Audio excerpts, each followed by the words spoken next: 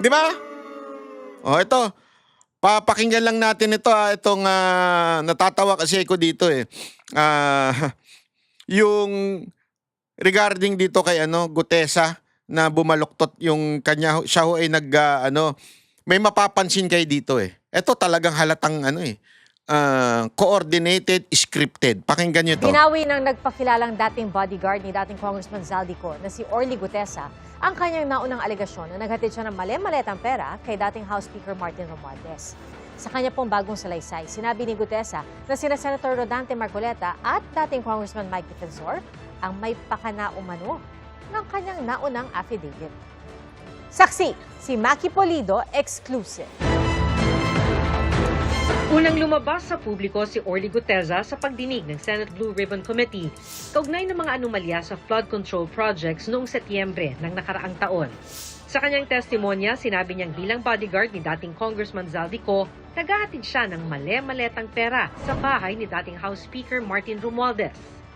Umigit kumulang 3 beses ako mismo ang nag-deliver ng basura sa bahay ni Congressman Zaldico at sa mga bahay ni Speaker Romualdez. Si Senador Rodante Marcoleta ang nagharap sa pagdinig kay Gutesa na inilapit daw ng kaibigang si dating Congressman Mike Defensor. Pero ngayon, binabawi na ni Gutesa ang kanyang mga sinabi sa isang panibagong affidavit. Pinilit lang daw siya ni Defensor na sabihing naghakot siya ng pera para kay Romualdez kahit hindi raw ito totoo. Sa isang video, binasa ni Gutesa ang ilang bahagi ng kanyang affidavit.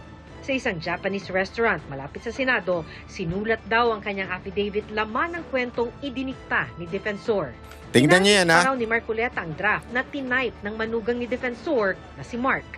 Simulan na ni Senator Marcoleta ang basahin ang ginawa ni Mark na affidavit base sa sinabi ni former Congressman Mike na sa Pati ba naman yung video niya? Okay lang sana yung yung affidavit kung binabasa niya. Pero ito mismo binabasa niya pa pati yung paglabas niya ng video. Alam mo yun, parang kung ikaw alam mo talaga yung sinasabi mo, hindi ka na dapat nagbabasa ng ganyan. Okay lang kung sinabi sa'yo, sige, basahin mo yung affidavit mo. Yan. Walang problema yun eh. Anong statement mo, okay yan. Pero yung video mismo, na naka-zoom ka na nga lang, babasahin mo pa, ang dali-dali mo naman ikwento, ganito nangyari, binayaran ako, ganito. Diba? Bakit mo binabasa? Halatang-halata na to. Alam mo, Gutesa, kawawa ka naman. Sa totoo lang, ginagalang ka na noon eh. Ngayon, ang tingin sa'yo ng tao, bayaran ka. Hindi, totoo ha. Ito yung tingin ng tao sa'yo. Hindi ko sinasabing bayaran ka ha. Yung tingin ng tao sa'yo ngayon, dahil sa pagbawi mo, nakatanggap ka. Yan tuloy iniisip ng tao ngayon. Ako, I wish and I really, really hope hindi totoo yun. Kasi, alam mo naman, mataas ang tingin ko sa mga Marines eh. Pero yan tingin sa'yo ng tao ngayon. So parang sinayang mo yung paghanga sa'yo ng mga tao dahil lang sa ano. Hindi ko alam kung anong dahilan kung bakit ka bumawi. yan pare, ayusin ko ang Tagalog. Doon mismo sa harap ko, inaayos ni Senator Marcoleta ang affidavit na yun. Sabi ni former Congressman Mike Defensor, si Mark kasi di marunong mag-Tagalog. Ang video na ito ibinigay sa GMA News ni Attorney Melvin Kalimag, ang abogadong nagnotaryo ng panibagong affidavit ni Gutesa noong August 13. Binigay din sa amin ang video ng ginawang pagnotaryo sa isang hotel room sa Pasig. He was very relaxed. Tapos tahimik nga eh. Parang Ito pa ang weird. Ito yung nagnotaryo, nagpa-interview. Tapos confirming, relax nga siya eh. Ano nga siya eh? Wow! Pati yung nagnotaryo in-interview at yung yung attorney mismo na nagnotaryo, nagpa-interview naman. At dina-justify niya na parang totoo daw yung sinasabi dahil sa kalmado siya. Wow, ang lupit nyo. Halatang halata naman kayo dyan. ordinary lang. Ni-request namin kay Attorney Kalimag na makausap sa telepono si Gutesa pero ayon sa kanya, may problema sa signal kung nasaan si Gutesa kaya di siya makontak. Sa kwento ni Gutesa sa kanyang affidavit, Wait GMA News ni Attorney Melvin Kalimag, ang abogadong nagnotaryo ng panibagong affidavit ni Gutesa noong August 13. Nagnotaryo o baka naman talaga siya yung siya yung abogado. Guteza, pero ayon sa kanya, may problema sa signal kung nasaan si Guteza kaya di siya makontak. Sa kwento ni Guteza sa kanyang affidavit, narinig daw niya ang usapan ni na Defensor at Marcoleta tungkol sa pera. Sabi ni Congressman Mike, basahin mo na muna, ikaw na ang bahala kung pwede yan.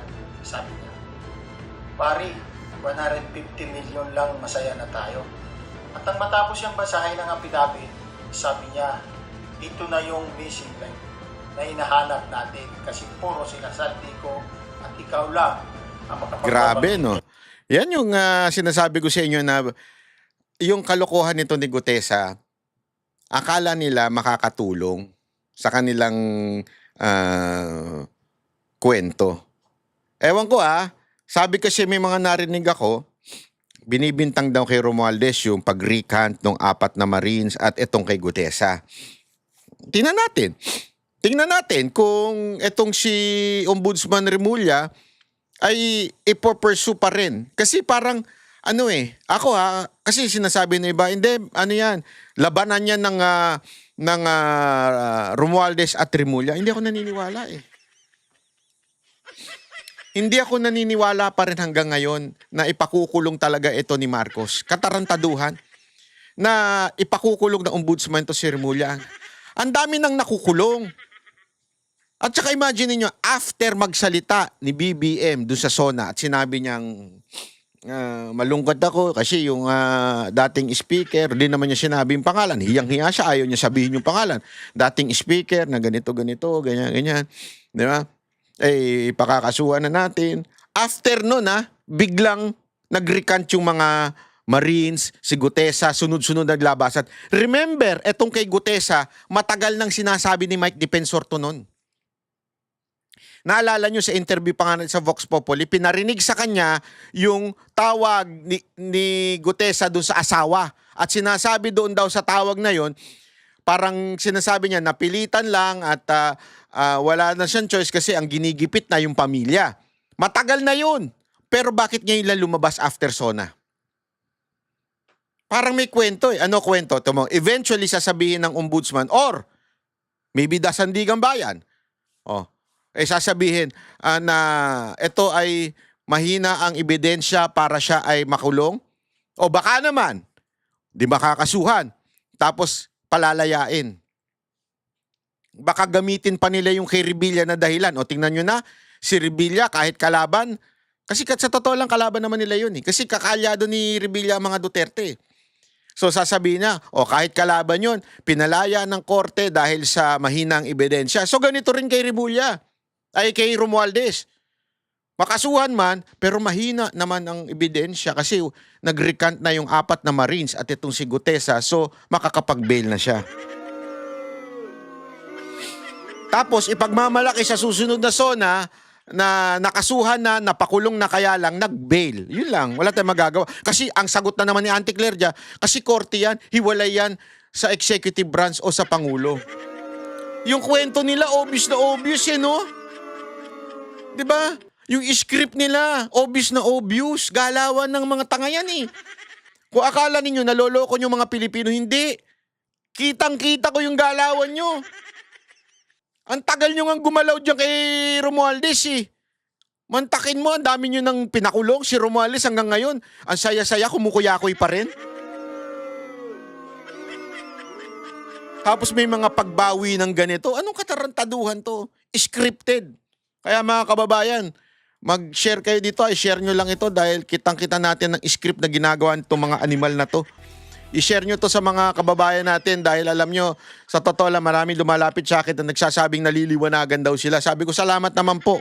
Kahit magulo akong kausap, naliliwanagan kayo. Thank you very much. Salamat sa inyong kaya kayo, mag-subscribe po kayo at mag-comment dyan para naman maliwanagan pa po ibang mga kababayan natin dito sa script nila.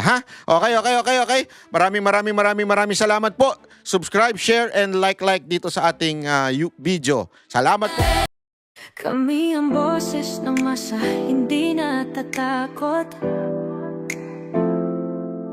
Katotohanan lang, di kami nalulunod. Walang bahid ng sismis, lahat ay totoo. Kahit sino ka pa, pag mali ka babanatan ka. Walang pinipili kulay, wala kaming kinikilingan. Basta para sa bayan, kami lalaban. Pag tama palakpakan, pag mali banatan. Di matitinag, di matatakot, para sa bayan tuloy ang sigaw. Sa harap ng kamera, walang halong takot. Mga baluktot, lahat kayo'y tutumba.